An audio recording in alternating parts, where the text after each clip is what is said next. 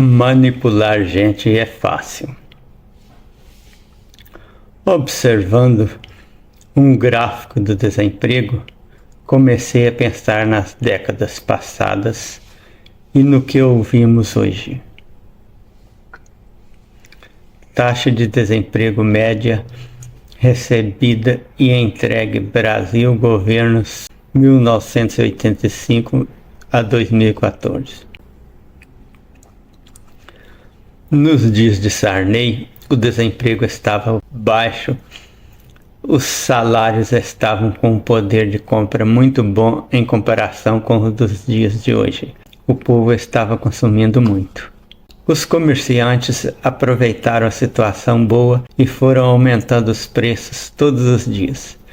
Sarney pensou em resolver o problema com o gatilho salarial, reajustando os salários todos os meses na mesma medida do aumento praticado pelo comércio no mês anterior. Os comerciantes, vendo que a coisa estava fácil, aumentavam os preços um pouco acima do reajuste dos salários, aumentando a inflação mês a mês. Muitos eram felizes e não sabiam, pois a mídia demonizava o presidente da República e dizia que o país não tinha como suportar tal inflação. Quase depuseram Sarney. Lembro que nos terríveis dias de Sarney até conseguimos economia para comprar um apartamento.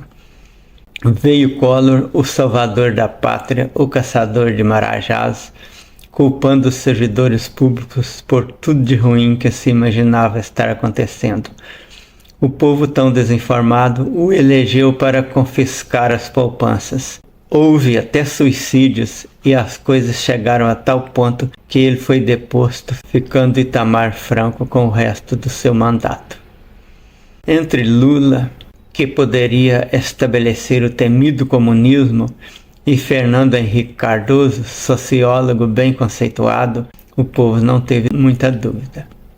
Daí em diante foi assim, venda de patrimônio público a preço vil sob a rubrica de reduzir a dívida do país, aviltamento dos serviços públicos, supressão de reajustes, a chamada contenção de despesas, aumento de tributos para equilibrar as contas públicas, reajustes salariais abaixo da inflação para contê-la, não podendo dar noutra coisa, o aumento exponencial de falências, a queda acentuada no consumo, com o crescimento das disparidades sociais e grande ampliação da miséria, nem teria como haver inflação.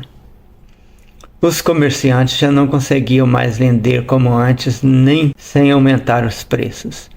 Até os calangos entraram no cardápio dos pobres. Mas parece que o povo até acreditava que estava bem, como a mídia dizia, pois o reelegeu em 1998. O resultado foi um desemprego de mais de 12%, um número de falências nunca antes imaginado, uma queda de renda per capita de uns $5.000 para pouco mais de $3.600. O aumento da dívida pública de menos de 30% para mais de 60% do PIB. E por incrível que pareça, os meios de comunicação ainda passaram a ideia de que FHC resolveu os problemas do país e colocou a casa em ordem, acabando com a inflação. No final desses 8 anos de maravilhas neoliberais, a minha situação econômica já me preocupava um pouco. Em 2002, parece que o povo começou a desconfiar da situação ou perdeu o medo do comunismo. Alguma coisa mudou. Lula foi eleito. Aquele desemprego de 12% foi caindo. Os pobres começaram a consumir um pouquinho mais. O povo foi sentindo que alguma coisa havia de melhor. Lula foi reeleito em 2006. Quando Lula terminou o segundo mandato, o desemprego havia caído dos 12,2% para 6,8%. O PIB per capita, renda média da população, havia subido para incríveis $13.000, ou seja, a renda média já era mais de 3 vezes maior do que no início do seu governo. E uma coisa que o povo nem sabe o que é, a dívida pública havia caído de mais de 60% para apenas 33% do PIB.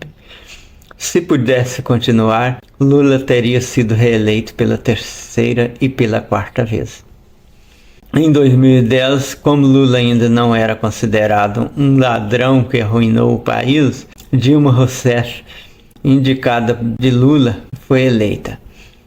E quando terminou o primeiro mandato de Dilma, o desemprego já era quase o menor da história, apenas 4,8%. Os antigos mandantes neoliberais já ficaram preocupados. Se não for tomada alguma medida, esse partido não sairá mais do poder, principalmente quando o país já está quase autossuficiente na produção de combustíveis. Temos que fazer alguma coisa. Daí em diante, Dilma era responsável até pelas mudanças meteorológicas. Era culpada pela crise do tomate, pela safra ruim e o aumento do preço do feijão. Até um pequeno reajuste dos preços dos combustíveis foi transformado num terremoto. Em pouco tempo, a mídia controlada pelos especuladores conseguiu convencer a população de que Dilma Rousseff era o problema do Brasil. Como os inimigos estavam no comando das duas casas legislativas, não foi difícil conseguirem o impedimento da presidente. Agora os problemas do Brasil acabaram. Uma política de redução da capacidade das refinarias da Petrobras para sobrar petróleo bruto e faltar combustíveis e haver importação foi suficiente para provocar a crise de aumento de preços. O desemprego, que tinha chegado a um nível dos mais baixos da história nos dias petistas, agora chegou a ser o maior de todos os tempos. E os mais poderosos meios de comunicação, que pertencem aos que tiram proveito da miséria do povo, continuaram convencendo o povo de que tudo é culpa do PT. Se nos dias de Sarney o desemprego chegou a ser o menor da história, tornando-se um dos maiores nos dias de FHC, voltou a ser um dos menores nos dias do PT, tornou-se o maior de todos os tempos nos dias da União MDB-PSDB, governo Temer. Se a renda per capita caiu nos dias do PSDB e subiu mais de 3 vezes nos dias de Lula, se a dívida pública cresceu para mais do dobro nos dias de FHC e caiu pela metade nos dias de Lula, voltando a subir depois de tirarem o PT do poder, e ainda prevalece a crença de que o PT que quebrou o Brasil, nós podemos chegar a uma conclusão. Para quem tem o controle das telecomunicações, é fácil levar o povo para onde quiser.